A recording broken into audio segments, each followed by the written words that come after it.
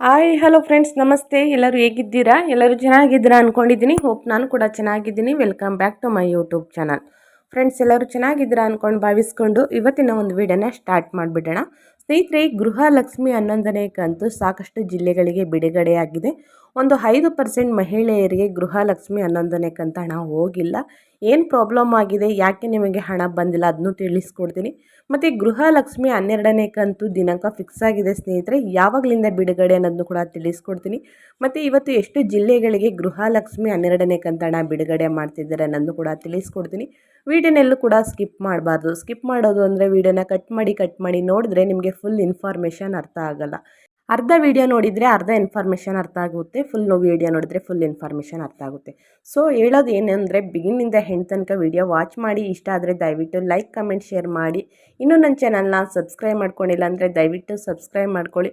ಅಥವಾ ಹೊಸದಾಗಿ ವಿಸಿಟ್ ಮಾಡಿ ಏನಾದರೂ ವಿಡಿಯೋ ನೋಡ್ತಾ ಇದ್ದರೆ, ವಿಡಿಯೋದಲ್ಲಿ ಒಳ್ಳೆ ಮಾಹಿತಿ ಸಿಕ್ಕಿದ್ದಲ್ಲಿ ಸಬ್ಸ್ಕ್ರೈಬ್ ಮಾಡ್ಕೊಳ್ಳಿ. ಹೆಚ್ಚು ಫ್ಯಾಮಿಲಿಗೆ ವಿಡಿಯೋನ ಶೇರ್ ಮಾಡೋದ್ರಿಂದ ಅವರು ಕೂಡ ಹೊಸ ಅಪ್ಡೇಟ್ನ ತಿಳ್ಕೊತಾ ಹೋಗ್ತಾರೆ.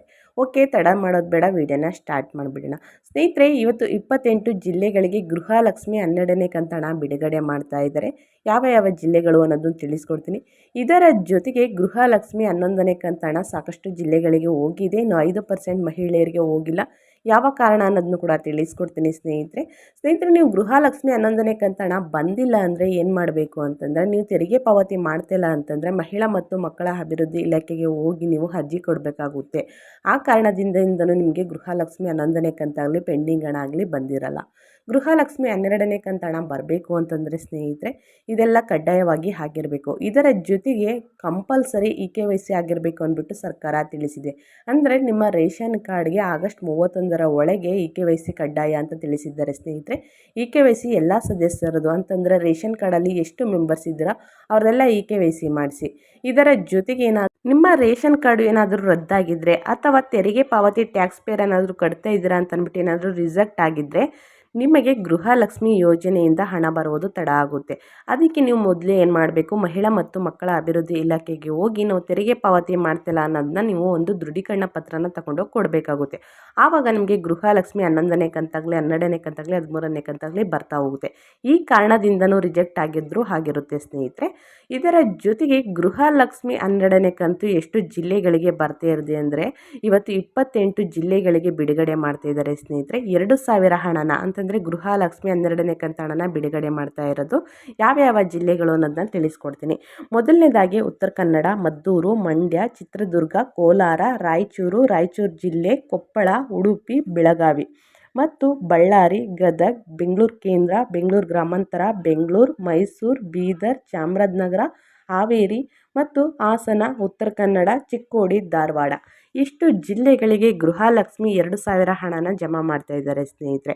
ನಿಮ್ಮ DPT ಸ್ಟೇಟಸ್ನ ಒಂದ್ಸಲ ಚೆಕ್ ಮಾಡಿಕೊಂಡಾಗ ನಿಮ್ಮ ಖಾತೆಗೆ 2,000 ಹಣ ಬಂದಿರುತ್ತೆ. ಗೃಹಲಕ್ಷ್ಮಿ 11ನೇ ಕಂತು ಹಣ ಯಾರಿಗೆ ಬಂದಿಲ್ಲ ಅವರು ವೆಯ್ಟ್ ಮಾಡಬೇಕಾಗುತ್ತೆ. ಏನಾದರೂ ಪ್ರಾಬ್ಲಮ್ ಆಗಿದ್ದರೆ ಹೋಗಿ ನೀವು ದೃಢೀಕರಣ ಪತ್ರನ ತಗೊಂಡೋಗಿ ಮಹಿಳಾ ಮತ್ತು ಮಕ್ಕಳ ಅಭಿವೃದ್ಧಿ ಇಲಾಖೆಗೆ ಕೊಡಬೇಕಾಗುತ್ತೆ.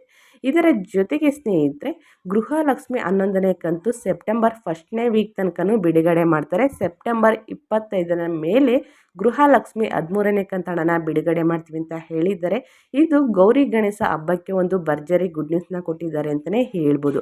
ಇವತ್ತಿನ ವಿಡಿಯೋ ಇದಾಗಿರುತ್ತೆ. ಯಾರಿಗಾದ್ರೂ ಯೋಜನೆಗಳಿಂದ ಏನಾದರೂ ಪ್ರಾಬ್ಲಮ್ ಆಗಿದ್ದರೆ, ಸರಿಯಾಗಿ ಹಣ ಬರ್ತಾ ಇಲ್ಲ ಅಂದರೆ ಕಮೆಂಟ್ ಬಾಕ್ಸಲ್ಲಿ ತಿಳಿಸಿದರೆ ಅದ್ರ ಬಗ್ಗೆ ಒಂದು ವಿಡಿಯೋ ಮಾಡಿ ತಿಳಿಸ್ಕೊಡ್ತೀನಿ. ಇಲ್ಲ ಕಮೆಂಟ್ಗೆ ಆನ್ಸರ್ ಮಾಡೋಕ್ಕೆ ನಾನು ಟ್ರೈ ಮಾಡ್ತೀನಿ ಅಂತ ಹೇಳ್ತಾ, ಇವತ್ತಿನ ಅಪ್ಡೇಟ್ ಇಷ್ಟ ಆದರೆ ದಯವಿಟ್ಟು ಲೈಕ್, ಕಮೆಂಟ್, ಶೇರ್ ಮಾಡಿ. ಮತ್ತೊಂದು ವಿಡಿಯೋ ಜೊತೆ ಮತ್ತೊಂದು ಹೊಸ ಅಪ್ಡೇಟ್ ತೊಗೊಂಡು ಬರ್ತೀನಿ ಅಂತ ಹೇಳ್ತಾ, ಥ್ಯಾಂಕ್ ಯು ಫಾರ್ ವಾಚಿಂಗ್.